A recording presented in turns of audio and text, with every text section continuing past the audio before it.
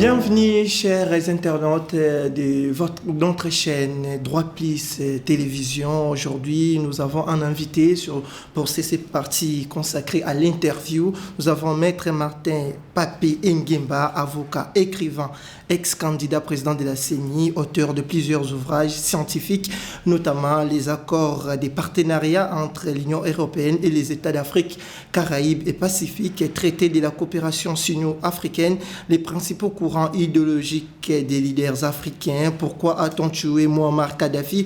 Cardinal Malola, les panafricanistes, il est aussi expert en relations internationales, mais aussi panafricaniste. C'est avec lui que nous allons faire cette interview. Une fois encore, salut Maître Martin. Salut. Aujourd'hui, nous allons parler du droit international. C'est quoi les droits internationaux? Merci beaucoup, monsieur Moïse, pour m'avoir accordé la parole. Les droits internationaux, c'est les droits qui s'appliquent entre les États. C'est les droits indivisés en plusieurs parties. Il a les droits de la coopération internationale, comme nous sommes les disciples de cette discipline. Il a les droits internationaux aériens, il a les droits internationaux des mers, et droit international humanitaire, on appelle couramment aussi droit de la guerre. À part ça, vous pouvez nous expliquer en large les différentes étapes, ce que vous venez de citer tout à l'heure. En fond, c'est quoi ces différentes étapes par rapport au droit international? Bon, en fait, les droits internationaux, c'est d'abord les droits qui s'appliquent entre les États. Les États se concrétisent, on créa des organisations internationales comme les Nations Unies. Ce sont l'initiative de la création des États. Non, parmi les acteurs, nous avons les États, nous avons les organisations internationales, les organisations sous-régionales, les organisations sous-régionales. Et aussi, on cite comme les acteurs les multinationales et les organisations non gouvernementales. Mais je vais m'atteler, en ce qui concerne la personnalité juridique, les ONG n'ont pas la personnalité juridique sur le plan international, sauf CICR. Les firmes internationales, comme les sociétés transnationales, n'ont pas aussi la personnalité. À part ces quatre acteurs, il y a aussi les individus qui jouent les rôles très important sur la scène internationale, notamment comme chez nous en RDC, on peut citer Denis Mukwege, le docteur Denis Mukwege. C'est un particulier qui joue un rôle sur le plan international. Mais c'est là par rapport à la situation qui prévaut entre les États, surtout entre la République démocratique du Congo aujourd'hui et le Rwanda. Et qu'est-ce qui prévoit les droits internationaux pour les cas entre les deux pays, la RDC et puis le Rwanda? Cette affaire, ça date longtemps. Les conflits entre les États, ça peut à régler. Il a les principes de la diplomatie belligérante, la diplomatie pacifique. C'est les deux cas qu'on peut résoudre ces cas-là. En fait, nous sommes appelés à cohabiter avec nos voisins, les Rwandais. Donc, en ce qui concerne les droits internationaux, ça peut appliquer lorsque l'État, l'un des États, comme nous, la RDC, nous sommes agressés, nous pouvons saisir, il a des juridictions. Oui. Les droits Cour internationale d'arbitrage au niveau d'Afrique. Il a aussi Cour internationale de justice qui se trouve à La Haye. Oui. Il y a aussi les organisations sous-régionales comme SADC, comme CPGL, comme CEMAC, peut régler cette situation. Est-ce que par rapport à la situation actuelle, y a-t-il des sanctions sur le plan du droit international qui est prévu par rapport au pays qui agresse l'autre pays? Oui, il y a des sanctions qui est prévu, qui sont prévues, j'allais dire, en ce qui concerne l'agression. Alors, il fallait maintenant que nous, la RDC, nous pouvons déposer une plainte officiellement contre la RDC. On a maintenant des preuves d'agression. Quand il y a les preuves d'agression, quand vous déposez les plaintes, quelles sont les sanctions qui sont prévues en ce qui concerne les droits internationaux pour les pays comme les Rwanda qui agressent la République démocratique du Congo? Bon, en droit international, c'est différent par rapport aux droits nationaux, parce qu'en droit, la sanction, c'est la volonté, les États qui s'appliquent. Il y a des sanctions comme l'exemple la Russie. On applique maintenant des sanctions, il y a embargo, aussi l'importation et l'exploitation. Il y a aussi la sanction financière, du droit international financier, c'est-à-dire il y a plusieurs sanctions attachées. Bon, qu'est-ce que la République démocratique du Congo peut faire par rapport à si on peut faire la rupture des relations diplomatiques? Est-ce que ça fait partie du droit international? Oui, parmi les sanctions, il y a la rupture des diplomatiques. Parmi les sanctions aussi, il y a la rupture de la coopération diplomatique. Et puis, ce que vous avez cité, les droits aériens, comment ça s'effectue? Et puis, c'est quoi son application, son importance en ce qui concerne les droits internationaux? Et parmi les territoires d'un État, il y a les territoires terrestres, territoires maritimes, territoires lacustres et aussi territoires aériens. Non, vous ne pouvez pas violer les territoires aériens d'un État sans son accord. Il y a des sanctions. Récemment, je donne un exemple. Lors de notre match de qualification des mondiales avec Maroc, nous avions loué un avion qui a traversé l'espace aérien Nigeria sans son accord et les ministres étaient à bord. Cet appareil a été intercepté et nous avions payé des amendes catastrophiques. Par rapport à ce que vous venez de dire, est-ce que quand il y a agression, par exemple, entre les deux pays, l'autre pays peut infliger plutôt les sanctions sur le plan du droit international en interdisant des vols de l'autre pays de traverser son espace aérien? Est-ce que c'est possible du point de vue du droit international? Oui, oui, c'est possible. C'est possible parmi les sanctions, c'est ça. Comment ça va s'appliquer?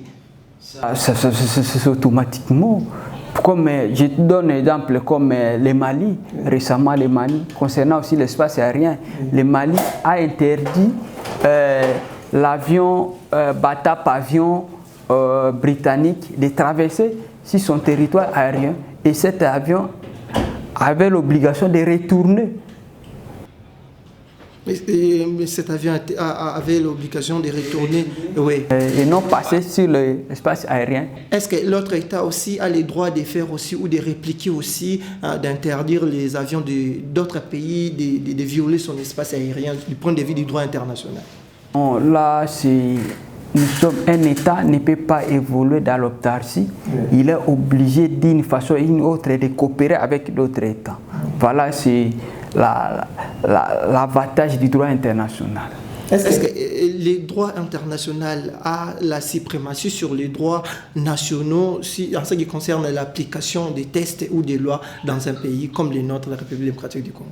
Là, c'est une question où les juristes nationalistes, internationalistes comme nous autres et les nationaux comme les droits, les constitutionnalistes, les administratifs se partagent. La suprématie du droit international, oui. Quant à nous, lorsque vous signez un accord avec un ou plusieurs accords avec l'État, c'est-à-dire l'État là cède une portion de sa souveraineté au bénéfice de cette organisation. Nous, selon notre doctrine, il a la suprématie des droits internationaux par rapport aux droits nationaux. Donc, est-ce que ce n'est pas un danger en ce qui concerne aussi les fonctionnements des États quand vous permettez, selon votre doctrine, de donner l'avantage au droit international, de dominer sur les lois nationaux? Est-ce que ce n'est pas un danger pour un État? Non, ce n'est pas danger. Même si on applique ça, la Constitution du 18 février, telle qu'elle est modifiée à ce stade, prévoit ça. Les traités et les accords internationaux régulièrement ratifiés ont une valeur supérieure aux lois.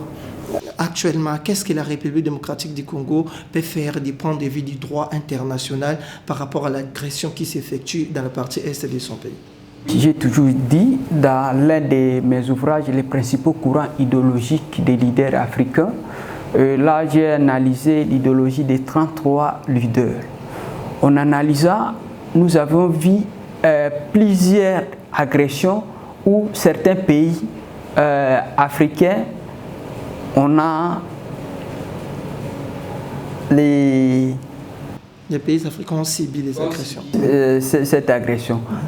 Il est rare à un pays africain de faire face à une agression extérieure. Je donne un exemple, l'agression de Moba 1, Moba 2 et la bataille de Kamanyola. Nous avions fait appel à nos alliés, notamment Maroc, Égypte, Chine, IRSS, la République Yougoslavie.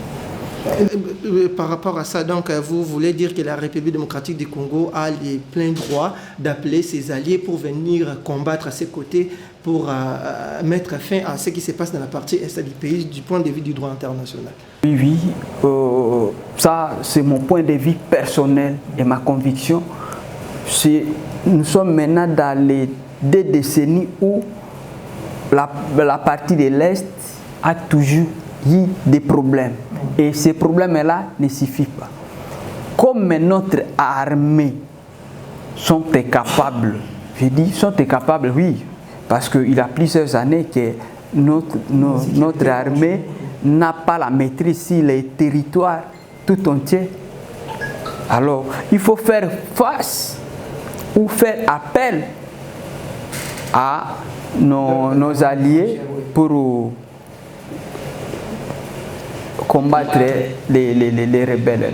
Est-ce que du point de vue du droit international, est-ce que c'est autorisé, quand vous êtes un pays africain, de traverser votre continent et puis d'aller appeler les renforts dans d'autres continents, par exemple l'Europe ou encore l'Amérique, de venir combattre à votre côté? Est-ce que ce n'est pas interdit du point de vue du droit international?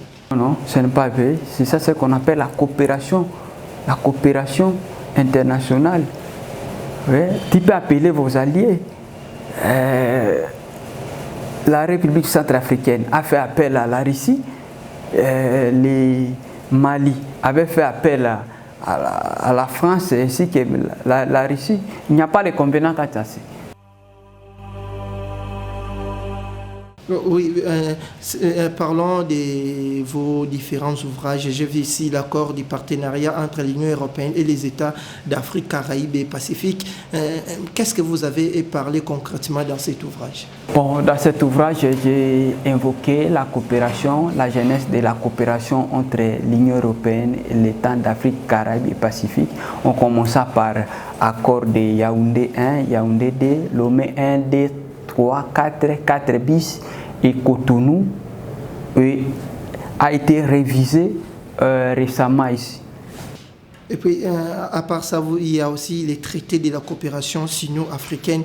De quoi s'agissait-il pour cet ouvrage plutôt? Qu'est-ce que vous avez parlé concrètement dans cet ouvrage? Bon, j'ai parlé la coopération entre l'Union européenne et les États d'Afrique. Cette coopération, ça date longtemps, comme l'Europe faisait partie de la coopération avec les États africains. Il en est aussi la Chine veut garder sa relation avec les États africains. On a passé avec coopération bilatérale avec ces États-là, avec la Chine.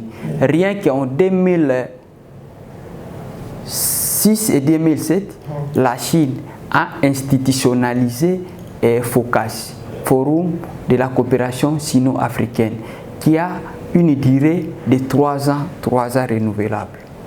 Alors, nous, la RDC, notre coopération bilatérale avec la Chine nous sommes bénéficiaires de plusieurs édifices et plusieurs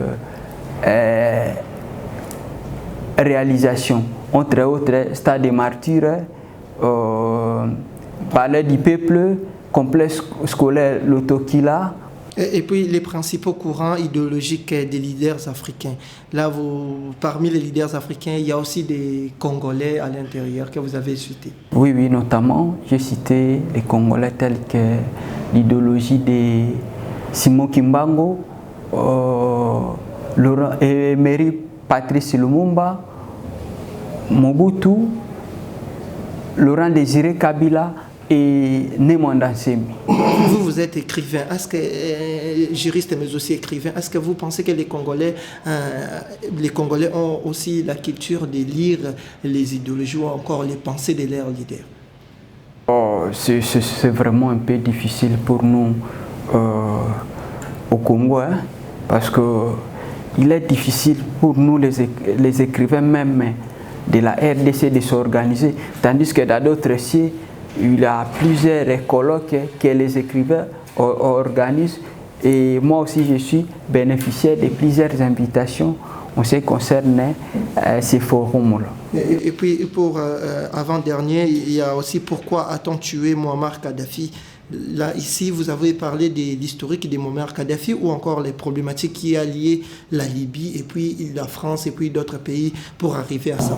Oui, effectivement, j'ai fait allusion à son idéologie, la troisième théorie universelle qui se trouve dans son livre Veuve. Là, il a parlé son idéologie de la troisième voie, ni socialisme ni capitalisme. J'ai parlé aussi les causes lointaines de sa mort, les causes proches et les observations faites après sa mort. Et pour terminer, il y a Cardinal Maloula, les panafricanistes. Oui, les Cardinal Maloula, les panafricanistes, c'est l'un de mes 5 ouvrages. Le Cardinal Maloula, c'est un énigme sur le continent africain, c'est un panafricaniste. Il a pu réaliser, africaniser l'Église. C'est lui le père de rite zaïrois que nous chantons dans notre messe. Et puis ces rites-là rend l'Église, la messe vivante, chantante, mouvementée. Et il a instauré aussi la communauté des sœurs de Sainte Catherine, oui, qui portent des foulards avec des pagnes. Oui, il a institutionnalisé aussi les Bakoum qui partagent les communions là, les Bakoum. Ce sont son initiative. Maître Martin, nous sommes presque déjà à la fin de cette interview pour aujourd'hui. Qu'est-ce que les internautes peuvent retenir en ce qui concerne les droits internationaux d'une manière globale? Bon, en fait, d'une façon condensée, les droits internationaux, c'est les droits qui s'appliquent entre les États. Sa application reste la volonté des États. C'est presque, on aime les droits internationaux. Oui, nous sommes arrivés déjà à la fin de cette interview aujourd'hui. Nous avons eu le plaisir de recevoir pour vous Maître Martin Papé Nguemba. Il est avocat, écrivain, l'ex-candidat président de la CENI, auteur de plusieurs ouvrages. Nous avons cité notamment l'accord de partenariat entre l'Union européenne et les États de l'Afrique, Caraïbes et Pacifique. Il est aussi expert en relations internationales, mais aussi panafricaniste. Si vous avez des questions ou des suggestions par rapport à cette intervention, vous les faites sur notre page et puis Maître Martin Papé va vous répondre et on se retrouve aux très prochaines occasions. Au revoir.